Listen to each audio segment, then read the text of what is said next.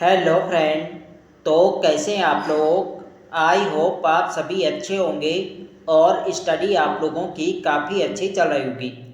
तो देखो हमारे उत्तराखंड जीके सीरीज चल रही थी, तो आज की क्लास में भी आपको उत्तराखंड जीके के अति महत्वपूर्ण प्रश्न यहाँ पे देखने को मिलेंगे, जो आपकी आने वाली सभी भर्ती परीक्षाओं के लिए काफ़ी महत्वपूर्ण रहेगी।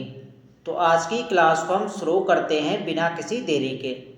पहला प्रश्न यहाँ पे देखेंगे, कार्तिकेयपुर वंश के कितने अभिलेख प्राप्त हुए हैं। तो उत्तराखंड पर शासन करने वाला जो प्रथम ऐतिहासिक वंश था ये था कार्तिकेयपुर वंश। और इसके कितने अभिलेख प्राप्त होते हैं, तो इसके अभी तक 9 अभिलेख प्राप्त हुए हैं। इसका सही आंसर है ऑप्शन सी यहाँ पे सही आंसर है। अगला प्रश्न यहाँ पे देखेंगे, कार्तिकेयपुर राजवंश के ताम्रपत्र लेख में निम्न में से किन स्थानों से प्राप्त हुए हैं। तो कार्तिकेयपुर राजवंश के ताम्रपत्र जो लेख हैं ये किन किन स्थानों से प्राप्त होते हैं। तो ये जो प्राप्त हुए थे राज्य से बागेश्वर हो गया, पांडुकेश्वर, बैजनाथ, कंडारा, और इसका सही आंसर जाएगा डी के साथ उपयुक्त सभी। तो इन सभी स्थानों से कार्तिकेयपुर राजवंश के ताम्रपत्र लेख प्राप्त हुए थे, ये आपको ध्यान रखना है। अगला प्रश्न यहाँ पे देखेंगे, पांडुकेश्वर ताम्रपत्र किस शासक से संबंधित है। तो पांडुकेश्वर जो ताम्रपत्र है ये ललित सूर्यदेव से संबंधित है। इसका सही आंसर है ऑप्शन ए, ये यहाँ पे सही आंसर है। अगला प्रश्न यहाँ पे देखेंगे, भूदेव से संबंधित ताम्रपत्र कौन सा है। तो ललित सूर्यदेव के पुत्र ही भूदेव हैं, और इनसे जो संबंधित ताम्रपत्र है यह है बागेश्वर ताम्रपत्र। इसका सही आंसर है ऑप्शन बी यहाँ पे सही आंसर है। अगला प्रश्न यहाँ पे देखेंगे, कार्तिकेयपुर वंश के प्रथम परिवार का संस्थापक कौन था। तो कार्तिकेयपुर वंश के जो प्रथम परिवार के संस्थापक थे ये थे बसंत देव। इसका सही आंसर है आपका ऑप्शन ए। देखो उत्तराखंड पर कार्तिकेयपुर वंश के प्रथम 3 परिवारों ने यहाँ पे शासन किया था। तो प्रथम परिवार के जो संस्थापक थे ये थे बसंत देव। दूसरे परिवार के संस्थापक पूछे जाए तो दूसरे संस्थापक थे निम्बर देव, और तीसरा जो परिवार होता है वो होता है सलोणादित्य वंश। तो सलोणादित्य वंश के जो संस्थापक थे ये थे इच्छर देव, ये भी आपको ध्यान रखना है। तो प्रथम 3 परिवार यहाँ पे माना जाता है कार्तिकेयपुर वंश के, ये आपको ध्यान रखना है। तो प्रथम परिवार के संस्थापक कौन थे, ये थे बसंत देव, ये आपको ध्यान रखना है, महत्वपूर्ण रहेगा परीक्षा की दृष्टि से। अगला प्रश्न यहाँ पे देखेंगे, जोशीमठ में नरसिंह मंदिर की स्थापना किसने की थी। तो जोशीमठ आपके कहाँ है, चमोली में है, और यहाँ पर जो नरसिंह मंदिर बनवाया था ये बनवाया था बसंत देव ने। जो कार्तिकेयपुर वंश के जो संस्थापक थे बसंत देव, इन्होंने ही नरसिंह मंदिर की स्थापना करी थी जोशीमठ में। इसी नरसिंह मंदिर में भगवान बद्रीनाथ की शीतकालीन पूजा होती है, ये आपको ध्यान रखना है। अगला प्रश्न देखेंगे, किस अभिलेख के अनुसार बसंत देव ने स्वर्णेश्वर नामक ग्राम में स्थित मंदिर को दान दिया था। तो किस अभिलेख समय यह ज्ञात होता है कि बसंत देव ने स्वर्णेश्वर नामक ग्राम में स्थित मंदिर को दान दिया था। तो यह जानकारी मिलती है हमें बागेश्वर लेख से। इसका सही आंसर आपका ऑप्शन सी यहाँ पे सही आंसर है। अगला प्रश्न देखेंगे, कन्नौज के राजा यशोवर्मन के समकालीन कार्तिकेयपुर का कौन सा शासक था। तो कन्नौज के राजा यशोवर्मन के जो समकालीन थे ये थे खरपर देव। इसका सही आंसर है ऑप्शन बी यहाँ पे सही आंसर है। अगला यहाँ पे देखेंगे, कश्मीरी राजा ललितादित्य मुक्तापीड़ द्वारा गढ़वाल क्षेत्र को जीतने का उल्लेख किस ग्रंथ में मिलता है। तो कश्मीरी राजा ललितादित्य मुक्तापीड़ द्वारा गढ़वाल क्षेत्र को जो जीतने का वर्णन मिलता है ये मिलता है कलहणकृत राजतरंगिणी। जो कलहण की रचना है राजतरंगिणी, इसमें मिलता है, ये आपको ध्यान रखना है। ऑप्शन यहाँ पे सही आंसर है। अगला यहाँ पे देखेंगे, परम भद्वारक महाराजधिराज परमेश्वर की उपाधि किस वंश के शासक बसंत देव ने धारण की। तो यहाँ पे वंश की बात हो रही है कि किस वंश से संबंध है बसंत देव का। तो बसंत देव का संबंध है कार्तिकेयपुर वंश से। इसका सही आंसर आपका ऑप्शन बी। और इन्होंने उपाधि ली थी परम भद्वारक महाराजधिराज परमेश्वर की, यह आपको ध्यान रखना है। अगला देखेंगे, कार्तिकेयपुर राज्य के द्वितीय परिवार का संस्थापक कौन था? तो मैंने आपको शुरुआत में बता दिया था कि प्रथम परिवार के संस्थापक बसंत देव थे और द्वितीय परिवार के जो संस्थापक थे ये कौन थे? तो ये थे यहाँ पे निम्बर देव। इसका सही आंसर है ऑप्शन सी। सी यहाँ पे सही आंसर है। अगला देखेंगे, राजा निम्बर देव की पत्नी का नाम क्या था? तो निम्बर देव की पत्नी का नाम था नासु देवी। ऑप्शन बी यहाँ पे सही आंसर है। अगला देखेंगे, समस्त उत्तराखंड को एक सूत्र में बांधने का प्रयास किस शासक ने किया? तो समस्त उत्तराखंड को एक सूत्र में जो बांधने का प्रयास किया था ये क्या था? कत्तूरी शासक इष्टगण देव ने। इसका सही आंसर आपका ऑप्शन ए यहाँ पे सही आंसर है। अगला देखेंगे, निम्न में किस शासक के सर्वाधिक ताम्रपत्र प्राप्त हुए? तो सर्वाधिक जो ताम्रपत्र प्राप्त हुए थे ये हुए थे ललित सूर्यदेव के। इसका सही आंसर आपका ऑप्शन बी यहाँ पे सही आंसर है। अगला देखेंगे, बैजनाथ मंदिर का निर्माण किसने करवाया था? तो बैजनाथ मंदिर का जो निर्माण कराया था ये कराया था भूदेव ने। इसका सही आंसर है ऑप्शन सी। सी यहाँ पे सही आंसर है। भूदेव किसके पुत्र थे? तो भूदेव ललित सूर्यदेव के पुत्र थे। ये भी आपको ध्यान रखना है। अगला देखेंगे, पांडुकेश्वर ताम्रपत्र में किस शासक को कलयुग के पापों में डूबी पृथ्वी के लिए वराह अवतार के समान बताया गया है?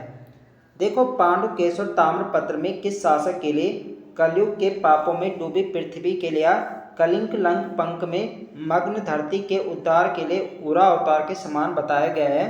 तो ये बताया गया है ललित सूर्यदेव को। इसका सही आंसर है ऑप्शन ए इसके यहाँ पे सही आंसर है। अगला यहाँ पे देखेंगे, बौद्ध धर्म का विरोध करने वाला किस शासक ने बुद्ध शर्मण शत्रु की उपाधि धारण की? तो बौद्ध धर्म विरोधी शासक किसे माना जाता है? तो ये माना जाता है भूदेव को। और इसने बुद्ध शर्मण शत्रु की उपाधि धारण करी थी भूदेव ने। ये आपको ध्यान रखना। डायरेक्ट प्रश्न पूछा जाता कि बौद्ध धर्म विरोधी कौन सा कत्तूरी शासक थे? तो ये थे भूदेव। ये आपको ध्यान रखना है। देखो फ्रेंड्स, ये सभी प्रश्न ऐसे प्रश्न हैं जो डायरेक्ट एग्जाम में पूछे जाते हैं। तो वीडियो पसंद आ रही तो फ्रेंड्स वीडियो को लाइक करें, शेयर करें और जो लोग चैनल पर नए हैं तो चैनल को सब्सक्राइब करें। अगला प्रश्न है हमारा, सलोणिदित्य वंश की स्थापना किसने की? तो कार्तिकेयपुर वंश का जो तृतीय परिवार का जो माना जाता है ये सलोणिदित्य वंश को माना जाता है। और इसकी जो स्थापना करी थी ये करी थी इच्छरदेव। इच्छरदेव ने अपने पिता सलोणिदित्य के नाम पर ही सलोणिदित्य वंश की स्थापना करी थी। ये आपको ध्यान रखना है। तो डी यहाँ पे सही आंसर हो जाएगा। अगला देखेंगे, देशत देव, पदम देव एवं इच्छरदेव किस वंश के शासक थे? तो ये सभी सलोणिदित्य वंश के शासक थे। ऑप्शन यहाँ पे सही आंसर हो जाएगा। इच्छरदेव कौन थे? तो इन्होंने सलोणिदित्य वंश की स्थापना करी थी। अगला देखेंगे, किस वंश के शासनकाल में आदि गुरु शंकराचार्य का उत्तराखंड पर आगमन हुआ? तो आदि गुरु शंकराचार्य जो उत्तराखंड में आते हैं ये आते हैं कार्तिकेयपुर वंश के समय। इसका सही आंसर आपका ऑप्शन ए। उस समय जो शासक थे वो थे कौन थे? इष्टगण देव थे। ये आपको ध्यान रखना है। अगला यहाँ पे देखेंगे, अद्वैतवाद के प्रतिपादक कौन थे? तो अद्वैतवाद या अद्वैत वेदांत के जो प्रतिपादक थे ये थे शंकराचार्य। आदि गुरु शंकराचार्य थे। ऑप्शन यहाँ पे सी यहाँ पे सही आंसर हो जाएगा। अगला देखेंगे, आदि गुरु शंकराचार्य का जन्म कहाँ हुआ था? तो इनका जो जन्म हुआ था ये हुआ था आपका केरल के कलाड़ी नामक स्थान पर। इसका सही आंसर है आपका ऑप्शन बी यहाँ पे सही आंसर है। अगला देखेंगे, निम्न में से असंगत युग्म का चयन कीजिए। तो यहाँ पे आप लोग देख सकते हैं शंकराचार्य की माता सुभद्रा, बिल्कुल सही है। आदि गुरु शंकराचार्य की माता का नाम सुभद्रा था, बिल्कुल सही है।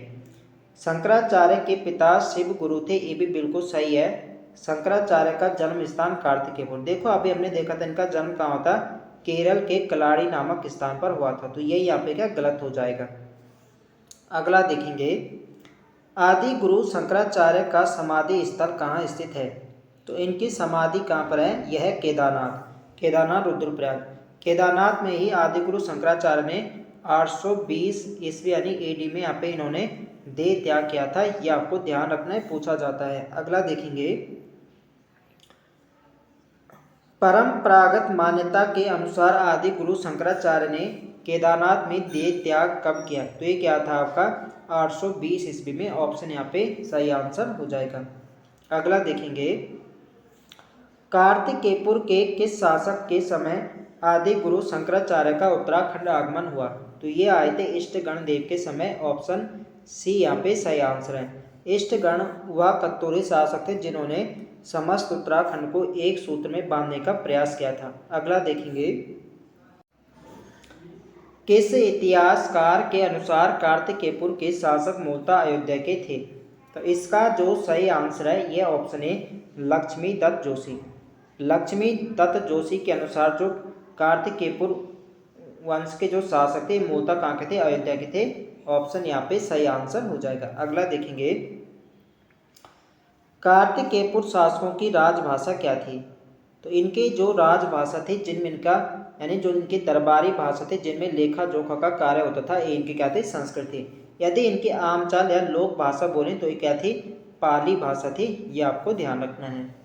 अगला यहाँ पे देखेंगे, कत्तूरी कालीन मंदिर मुख्यतः किस शैली के होते थे?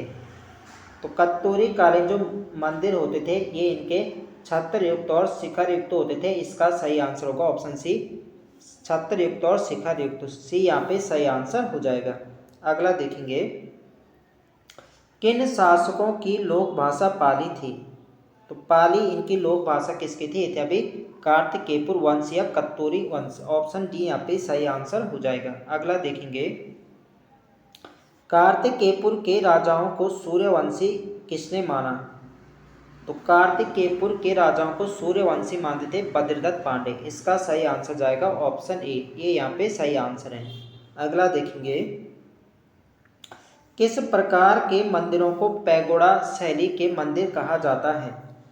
तो पैगोडा शैली के मंदिर कहा जाता था जो छत्र युक्त प्रकार के जो मंदिर होते थे। इसका सही आंसर जाएगा बी के साथ। अगला देखेंगे, कत्तूरी या कार्तिकेयपुर शासन काल में भूमि मापन अधिकारी को क्या कहा जाता था? तो कत्तूरी या कार्तिकेयपुर शासन काल में भूमि मापन नामक अधिकारी को प्रभातार कहा जाता था। ऑप्शन यहाँ पे सही आंसर है। अगला देखेंगे, तो आज के लिए यहाँ पे इतने प्रश्न हैं। तो आई होप आप सभी को वीडियो पसंद आए तो फ्रेंड्स वीडियो को लाइक करें, शेयर करें और जो लोग चैनल पर नए हैं चैनल को सब्सक्राइब करें। मिलते हैं नेक्स्ट वीडियो में, तब तक के लिए जय हिंद दोस्तों।